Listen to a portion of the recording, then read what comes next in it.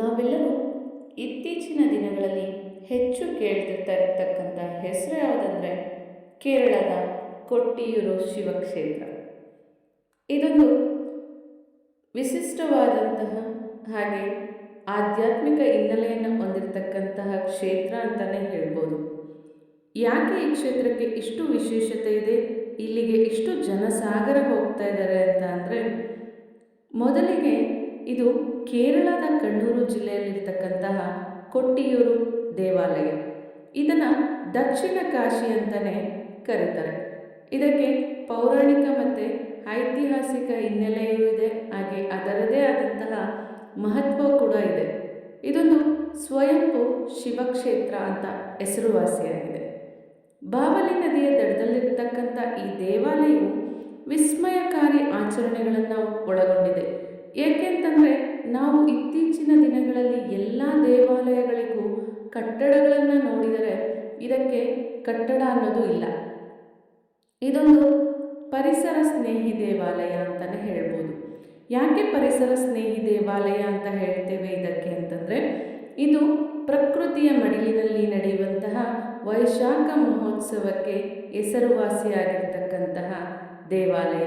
ಇಲ್ಲಿ ಯಾವುದೇ ರೀತಿಯ ಕಟ್ಟಡ ಆಗಿರ್ಬೋದು ಅಥವಾ ಪ್ಲಾಸ್ಟಿಕ್ ಆಗಿರ್ಬೋದು, ಯಾವುದೇ ವಸ್ತುಗಳನ್ನು ಇಲ್ಲಿ ಬಳಸಲಾಗಿಲ್ಲ. ಇದು ಪ್ರಕೃತಿದತ್ತವಾಗಿ ಸಹಜವಾದ ಕಲ್ಲುಗಳಿಂದ ಹಾಗೆ ತೆಂಗಿನ ಗರಿಗಳು ಹಾಗೆ ಅರಣ್ಯದ ಮಧ್ಯದಲ್ಲಿ ಇರತಕ್ಕಂತಹ ಒಂದು ಸುಂದರವಾದ ದೇವಾಲಯ ಆಗಿದೆ. ಇನ್ನು ಪೌರಾಣಿಕ ಹಿನ್ನೆಲೆಯನ್ನು ಗಮನಿಸಿದಾಗ ದಕ್ಷಯಾಗಕ್ಕೆ ಪ್ರಸಿದ್ಧಿಯಾಗಿರತಕ್ಕಂತಹ ಒಂದು ದೇವಾಲಯ. ಪುರಾಣಗಳ ಪ್ರಕಾರ ಸತೀದೇವಿಯ ತಂದೆಯಾಗಿರ್ತಕ್ಕಂಥ ದಕ್ಷ ಪ್ರಜಾಪತಿಯು ಶಿವನನ್ನು ಆಹ್ವಾನಿಸದೆ ದೊಡ್ಡ ಯಾಗವೊಂದನ್ನು ಆಯೋಜಿಸ್ತಾರೆ. ಆಹ್ವಾನ ಇಲ್ಲ ಅಂದರೂ ಕೂಡ ಆ ಸ್ಥಳಕ್ಕೆ ಶಿವ ತೆರಳಿದಾಗ ಅದು ಸತೀದೇವಿಗೆ ಅವಮಾನ ಆಗುತ್ತೆ. ಇದರಿಂದ ನೊಂದ ಸತೀದೇವಿ ಏನು ಮಾಡ್ತಾರೆ ಅಂತಂದರೆ ಆ ಯಜ್ಞಕುಂಡಕ್ಕೆ ಆರಿ ಪ್ರಾಣತ್ಯಾಗವನ್ನು ಮಾಡ್ತಾಳೆ. ಆಗ ಕೋಪಗೊಂಡಂತಹ ಶಿವನು ವೀರಭದ್ರನನ್ನು ಸೃಷ್ಟಿಸಿ ದಕ್ಷನ ಯಾಗವನ್ನು ಧ್ವಂಸಗೊಳಿಸ್ತಾನೆ. ಸತೀದೇವಿಯ ದೇಹದ ಭಾಗಗಳು ಬಿದ್ದಂತಹ ಸ್ಥಳಗಳಲ್ಲಿ ಕೊಟ್ಟಿಯೂರು ಕೂಡ ಒಂದು ಎಂಥ ಇತಿಹಾಸದ ಪೌರಾಣಿಕ ಹಿನ್ನೆಲೆಗಳಲ್ಲಿ ನಾವು ತಿಳ್ಕೋಬೋದು. ಇನ್ನು ಈ ದೇವಾಲಯದಲ್ಲಿ ಮತ್ತೊಂದು ವಿಶೇಷತೆ ಏನಂತಂದರೆ, ಅಕ್ಕರೆ ಮತ್ತು ಇಕ್ಕರೆ ಕೊಟ್ಟಿಯೂರು ಎಂಬಂತಹ ಕ್ಷೇತ್ರ ಇದೆ. ಇಲ್ಲಿ ಬಾವಲಿ ನದಿಯ ಎರಡೂ ಬದಿಗಳಲ್ಲಿ ಇಕ್ಕರೆ ಕೊಟ್ಟಿಯೂರು ಮತ್ತು ಅಕ್ಕರೆ ಕೊಟ್ಟಿಯೂರು ಎಂಬ ಎರಡು ದೇವಾಲಯಗಳಿದೆ. ಇಕ್ಕರೆ ಕೊಟ್ಟಿಯೂರು ವರ್ಷ ಪೂರ್ತಿ ತೆರೆದಿದ್ರೆ, ಅಕ್ಕರೆ ಕೊಟ್ಟಿಯೂರು ದೇವಾಲಯ ಮಾತ್ರ ವರ್ಷದ ಕೇವಲ 27 ಅಥವಾ 28 ದಿನಗಳು ಮಾತ್ರ ತೆರೆದಿರುತ್ತೆ. ಅದು ಯಾವ ಸಮಯದಲ್ಲಿ ಅಂತಂದರೆ, ವೈಶಾಖ ಮಹೋತ್ಸವದ ಸಮಯದಲ್ಲಿ ಭಕ್ತರ ದರ್ಶನಕ್ಕೆ ಇದು ವಿಶೇಷವಾಗಿ, ಅಂದರೆ ಮೇ ಜೂನ್ ತಿಂಗಳಲ್ಲಿ ದರ್ಶನಕ್ಕೆ ತೆರೆದಿರ್ತಕ್ಕಂತಹ ದೇವಾಲಯ ಆಗಿದೆ. ಹಾಗೆ ಇಲ್ಲಿನ ಲಿಂಗವೂ ಅಷ್ಟೇ ಸ್ವಯಂಭೂ ಲಿಂಗ ಆಗಿದೆ.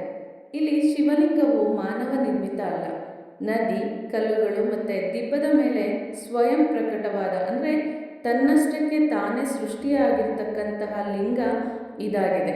ಹಾಗೆ ವಿಶಿಷ್ಟ ಆಚರಣೆಯನ್ನು ನೋಡಿದಾಗ ನಾನು ಈಗಾಗಲೇ ಹೇಳಿದೆ, ಉತ್ಸವದ ಸಮಯದಲ್ಲಿ ಇಲ್ಲಿ ಯಾವುದೇ ಶಾಶ್ವತ ಕಟ್ಟಡಗಳನ್ನು ಸಹ ಬಳಸೋದಿಲ್ಲ. ಕೇವಲ ಒಣಹುಲ್ಲು ಮತ್ತು ಬಿದಿರಿನಿಂದ ಗುಡಿಸಲುಗಳನ್ನು ನಿರ್ಮಿಸಿ ಪೂಜೆಯನ್ನು ನಡೆಸಲಾಗುತ್ತೆ. ಅದಕ್ಕೆ ನಾನು ಹೇಳಿದೆ, ಇದು ಒಂದು ಪರಿಸರ ಸ್ನೇಹಿ ದೇವಾಲಯ. ಹಾಗೆ ಇಲ್ಲಿನ ಇನ್ನೊಂದು ವಿಶೇಷತೆ ಅಂದರೆ, ಆನೆಯ ಮೇಲೆ ಉತ್ಸವ ಮೂರ್ತಿಯನ್ನು ಮಧ್ಯಾಹ್ನ ಮತ್ತು ರಾತ್ರಿ 2 ಬಾರಿ ಆ ದೇವಾಲಯದಲ್ಲಿ ಸುತ್ತನ್ನು ಹಾಕಿಸ್ತಾರೆ. ಇದು ಕೂಡ ಇಲ್ಲಿನ ಒಂದು ವಿಶಿಷ್ಟ ಆಚರಣೆ ಅಂತಲೇ ಹೇಳ್ಬೋದು. ನೋಡಿ, ಪ್ರಕೃತಿಯಲ್ಲಿ ಸಹಜವಾಗಿ ಸಿಗ್ತಾ ಇರತಕ್ಕಂತಹ ಪರಿಸರ ಸ್ನೇಹಿ ವಸ್ತುಗಳ ಮಧ್ಯದಲ್ಲಿ ನಿರ್ಮಿತಗೊಂಡಿರ್ತಕ್ಕಂತಹ ಲಿಂಗಕ್ಕೆ ಪರಿಸರ ಸ್ನೇಹಿಯಾಗಿ ಪೂಜೆಯನ್ನು ಮಾಡೋದೇ ಇದರ ವಿಶಿಷ್ಟತೆ ಮತ್ತು ಒಂದು ಆಧ್ಯಾತ್ಮಿಕ ಹಿನ್ನೆಲೆ ಅಂತಲೇ ಹೇಳ್ಬೋದು. ಹಾಗೆ ಇದರ ಜೊತೆಯಲ್ಲಿ ನೇಯಾಟಂ, ಇಳನೀರು ವೆಪ್ಪು, ಇಳನೀರಾಟಂ ಮುಂತಾದ ವಿಶಿಷ್ಟ ಆಚರಣೆಗಳನ್ನು ಕೂಡ ಇಲ್ಲಿ ಆಚರಿಸಲಾಗುತ್ತೆ. ಸಾವಿರಾರು ಭಕ್ತರು ಕೇರಳ, ಕರ್ನಾಟಕ ಹಾಗೆ ಇತರ ರಾಜ್ಯಗಳಿಂದ ಇಲ್ಲಿಗೆ ಜನಸಾಗರವಾಗಿ ಹರಿದು ಬರ್ತಾರೆ. ಕೇವಲ ಒಂದೇ ತಿಂಗಳಲ್ಲಿ ಲಕ್ಷಾಂತರ ಭಕ್ತರು ಆಗಮಿಸ್ತಕ್ಕಂಥ ಒಂದು ವಿಶಿಷ್ಟವಾದಂತಹ ದೇವಾಲಯ ಕೊಟ್ಟಿಯೂರು ಕ್ಷೇತ್ರ ಆಗಿದೆ. ಹಾಗೆ ಇದು ಕಣ್ಣೂರು ಜಿಲ್ಲೆಯಲ್ಲಿರೋದ್ರಿಂದ ಇದಕ್ಕೆ ಸಮೀಪದ ರೈಲು ನಿಲ್ದಾಣ ಅಂತ ಕೇಳಿದಾಗ ತಲಶೇರಿ ರೈಲು ನಿಲ್ದಾಣ ಇದೆ. ಸಮೀಪದ ವಿಮಾನ ನಿಲ್ದಾಣ ಬಂದು ಕಣ್ಣೂರಿನಿಂದ ರಸ್ತೆ ಮಾರ್ಗದಲ್ಲಿ ಸುಲಭವಾಗಿ ಸಿಗುವಂತಹ ವಿಮಾನ ನಿಲ್ದಾಣ ಇದೆ. ಇನ್ನು ಮತ್ತಷ್ಟು ಇದರ ವಿಶೇಷತೆಗಳನ್ನು ನೋಡ್ತಾ ಹೋದಾಗ ನಾವು ಯಾವುದೇ ದೇವಾಲಯಕ್ಕೆ ಹೋಗಬೇಕಾದ್ರೂ ಮಡಿಯಿಂದ ದೇವಾಲಯಕ್ಕೆ ಹೋಗಬೇಕು ಅಂತ ಹೇಳ್ತೇವೆ. ಆದರೆ ಇದರ ಇನ್ನೊಂದು ವಿಶಿಷ್ಟತೆ ಜೂನ್ ತಿಂಗಳು ಅಂದಾಗ ಮಳೆಗಾಲ. ಸದಾ ಇಲ್ಲಿ ಮಳೆ ಅನ್ನೋದು ಬರ್ತಲೇ ಇರುತ್ತೆ. ಆ ಮಳೆಯಲ್ಲಿಯೇ ನಾವು ನೆಂದು ದೇವರ ದರ್ಶನವನ್ನು ಮಾಡ್ತೀವಿ ಅಂದರೆ ಇದು ಕೂಡ ಒಂದು ಪ್ರಕೃತಿಯ ಸಹಜದತ್ತವಾದಂತಹ ಪ್ರಕ್ರಿಯೆ. ಮಳೆ ಅನ್ನೋದನ್ನು ಯಾರೂ ಸೃಷ್ಟಿ ಮಾಡೋದಿಲ್ಲ, ತನ್ನಷ್ಟಕ್ಕೆ ತಾನೇ ಮಳೆ ಬರುತ್ತೆ. ಈ ಮಳೆಯಲ್ಲಿ ನೆಂದು ಭಕ್ತರು ಶಿವನನ್ನು ದರ್ಶನ ಮಾಡ್ತಾರೆ.